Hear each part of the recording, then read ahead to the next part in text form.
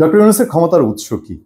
অনেকেই প্রশ্ন করেন যে আচ্ছা, উনি তো কোনোভাবেই দেশ ঠিকঠাক চালাতে পারছেন না। এই মব জাস্টিস, তারপরে দেশের একটা বড় রাজনৈতিক অংশ আওয়ামী লীগকে উনি যেইভাবে দৌড়ের উপরে রেখেছেন, এখন পর্যন্ত আওয়ামী লীগের লোকজন অ্যারেস্ট হচ্ছে, গ্রেফতার হচ্ছে। আচ্ছা, বিএনপি না হয় সাথে আছে, অর্থনীতির অবস্থা খারাপ, আইন শৃঙ্খলার অবস্থা খারাপ, সাংস্কৃতিক অবস্থা খারাপ, বাংলাদেশের ঐতিহ্যের অবস্থা, তিনি কিসের উপরে ভিত্তি করে দাঁড়িয়ে আছেন?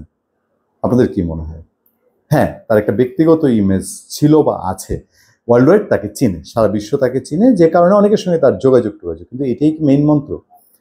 আমি মনে করি মেইন মন্ত্র হচ্ছে বাংলাদেশের ভেতরে ব্যর্থতা। বাংলাদেশের রাজনীতিবিদরা এমনভাবে ব্যর্থ হয়েছে, আওয়ামী লীগ এমন একটা শাসন করেছে, সেই শাসনে আওয়ামী লীগের নেতৃত্ব পুরো একদম নিঃশেষ হয়ে গেছে। আর এনটি আওয়ামী লীগ যে নেতৃত্ব এখন বাংলাদেশে আছে, সেটা বিএনপি বলেন, জামাত ইসলামী বলেন, আদতে কতটা এই দেশকে সামনে থেকে নেতৃত্ব দেওয়ার মতন অবস্থা বাংলাদেশে আছে? সুতরাং একটা ফাঁকা ব্ল্যাঙ্ক একটা ফিল্ড, বলে না নাই দেশে বুটকালাই সন্দেশ, এই বুটকালাই সন্দেশ বলেই ডক্টর ইউনূস সরকার এখন টিকে আছেন।